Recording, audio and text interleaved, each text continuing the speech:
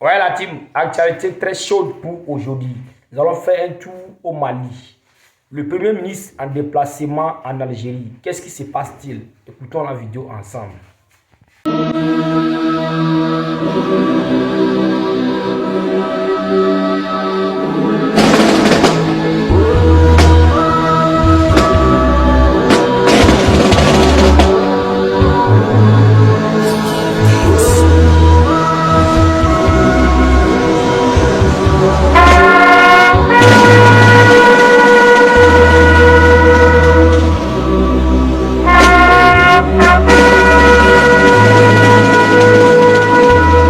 Le Premier ministre malien a également observé une minute de silence en leur honneur.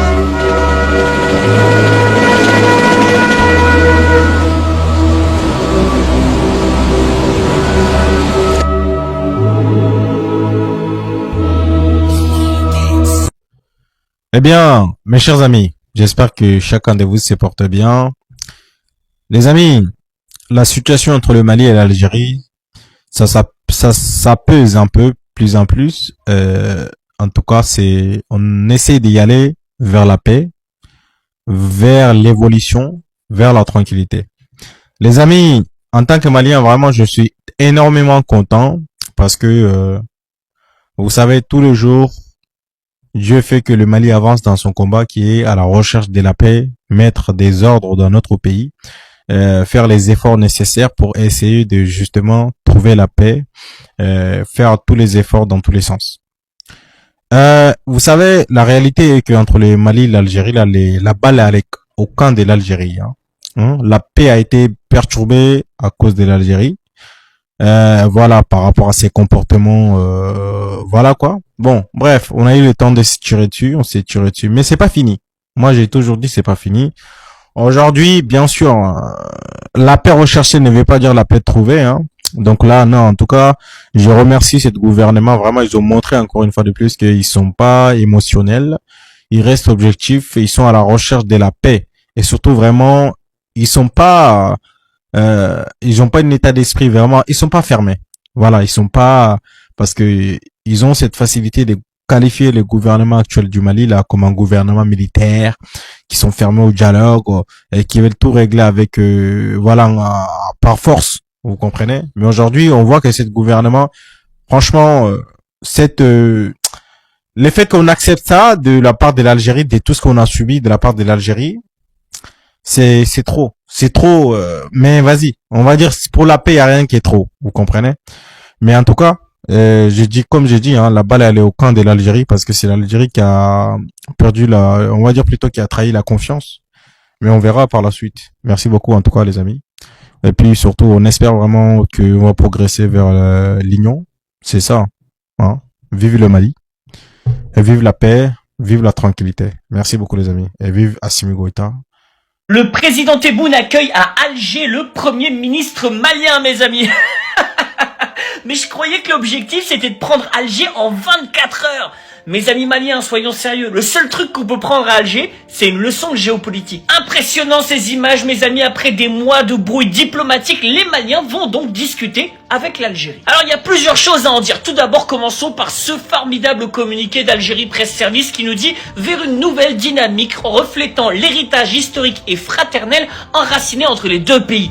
Franchement, pas rancunier les Algériens, une certaine mensuété, je dirais même de la compassion vis-à-vis de Bamako. Et deuxième chose, les excellentes relations entre l'Algérie et ses voisins, puisqu'on a maintenant Abdoulaye Maga, premier ministre malien qui est à Alger, alors qu'il y a une semaine, vous aviez ici Ali Lamine Zayn, le premier ministre du Niger, avec Sifi Grieb, premier ministre algérien, en train d'ouvrir une nouvelle exploitation de pétrole au Niger. Alors, mes amis, tout le monde s'entend bien avec l'Algérie, sauf peut-être le Burkina Faso. Et parce que Ibrahim Traoré, hein, qui se prétend l'héritier de Thomas Sankara, il est en pleine diatribe anti-maghrébine et anti-arabe en règle générale. Et en plus de ça, vous le voyez ici, avec l'ambassadeur d'Israël. Donc oui, bon, l'Algérie s'entend bien avec tout le monde, mais encore faut-il y mettre un peu du sien. Mes amis maliens, vous savez, je vous taquine, mais c'est quand même une excellente nouvelle de voir ces relations entre l'Algérie et le Mali, même si il faudra démontrer sur le temps long que tout ça fonctionne correctement. Bon courage à ceux qui vont survivre et surtout, تحيا الجزائر. Le Premier ministre du Mali, le général Abdoulaye Maïga, est en visite officielle aujourd'hui à Algérie. Il y est allé avec toute une délégation. Cette délégation contenait aussi des ministres comme le ministre des Affaires étrangères. Ils ont été reçus à l'aéroport d'Alger par son homologue, le Premier ministre d'Algérie. Le général Abdoulaye Maïga était porteur d'un message de son excellence le général Assimi Goïta, président du Mali, pour le président algérien Abdelmadjid Tebboune. Ils ont été reçus après en audience par le président d'Algérie, Tebboune. À la sortie de cette audience, le Premier ministre du Mali a passé un message. Et dans ce message, il a dit quelque chose de très crucial. Il a dit le Mali et l'Algérie sont condamnés à cheminer ensemble, condamnés à œuvrer dans le sens de la prospérité pour les deux peuples. Et oui, un message fort et très véridique. Nous savons tous que depuis plusieurs années, il y a eu beaucoup de tensions entre les deux pays. Et depuis ce qui s'est passé à Anefis il n'y a pas longtemps, les deux pays ont décidé de calmer les tensions et de penser à leurs intérêts communs. Je vois plusieurs personnes qui ne sont pas contents de cette réconciliation entre ces deux pays. Surtout les RH2 PIP. Oui, vous avez très bien entendu. Les RH2 PIP. Je ne sais pas pourquoi ça les fait autant mal. Ah oui, c'est vrai.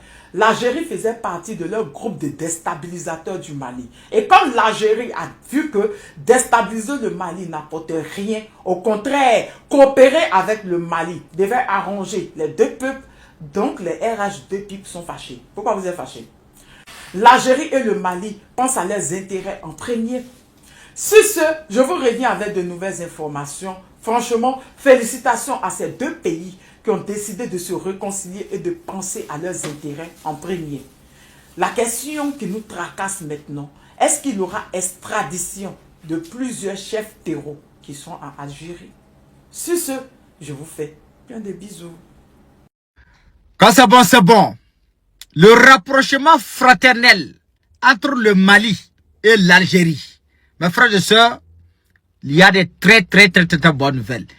C'est des très bonnes nouvelles de l'année 2026. Ça veut dire que la visite du président Papa Abdrahmane Tchani en Algérie est en train de donner du fruit. Oui. La famille de ce 24 août 2026, le premier ministre malien, son Excellence Abdoulaye Maïga et le ministre de la Diplomatie, son Excellence Abdoulaye Diop et plusieurs autorités ont été reçus en audience par le ministre, par le président algérien, son Excellence Abdelmadjid Tebboune.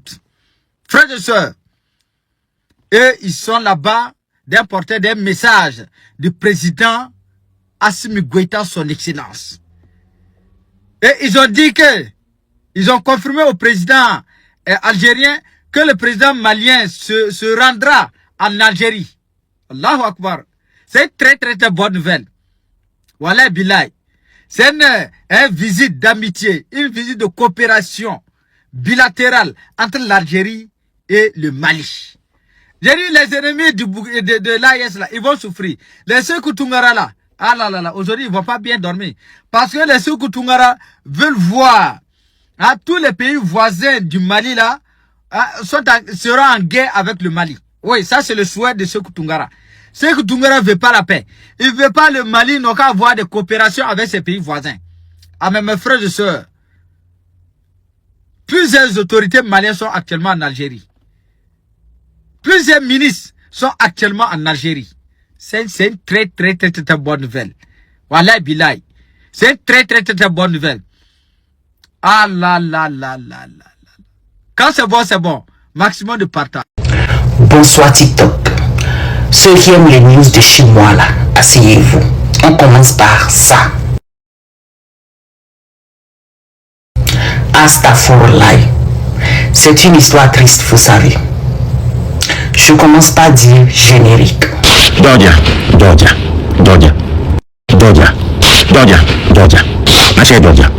Pour ceux qui ne connaissent pas le tonton là, il est de la diaspora béninoise, il vivait au Canada. Et je ne sais pas quelle mouche l'a piqué. il a décidé de faire de la politique. Il est rentré au Bénin. Il critiquait de façon très radicale le gouvernement de Tonton Patou.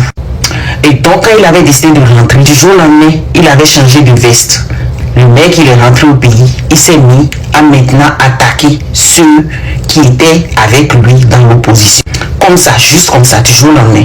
Mais vous savez, au Bénin, après ça, il s'est mis à soudoyer les jeunes qui se la jouent, les opposants sur TikTok. Le tonton buvait le tchouroutou là. Celui, son visage est gonflé, on dirait il bouffe de levain là. Ah, c'est lui. Il était devant lui ici sur TikTok à crier qu'il est Yahi Boni, il est LD et tout. Mais derrière là-bas là, c'est lui qui allait prendre 1 million là-bas. Il a déposé son cerveau pour manger à Zigouki avec 3 œufs là-bas.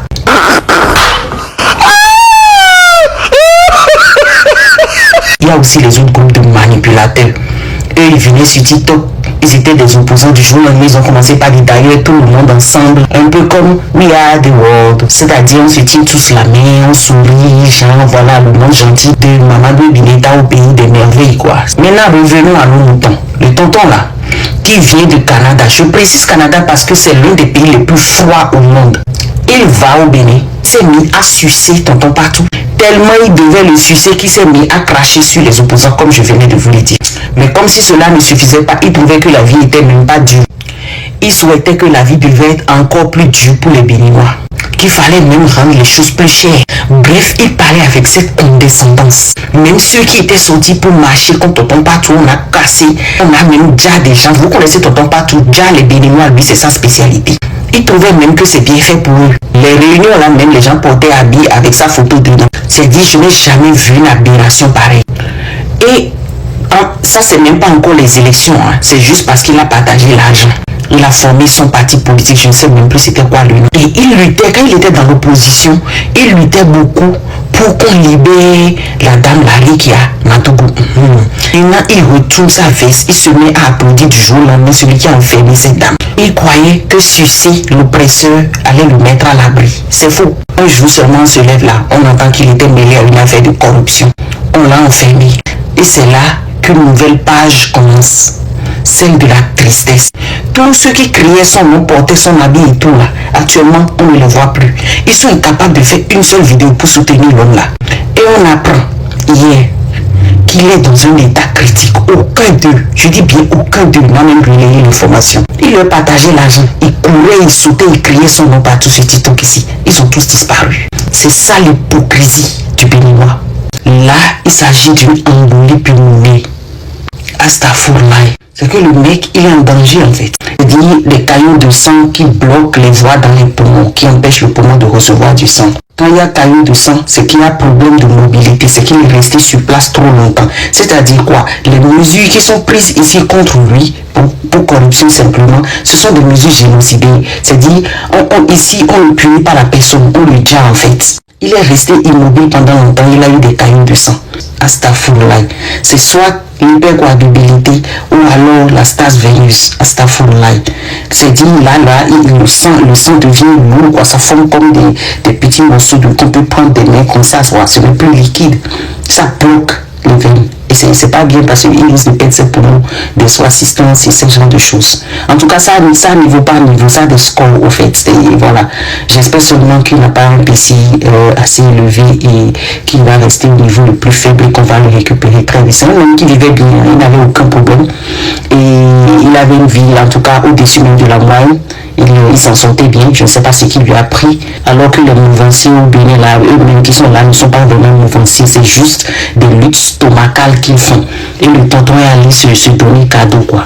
Et là, maintenant, aucun de nous le soutient. La leçon à tirer de ceci, c'est que si c'est son oppresseur, ne vous met pas à l'abri. Seule la lutte libère. Franchement, j'ai eu froid dans le dos quand j'ai appris ça.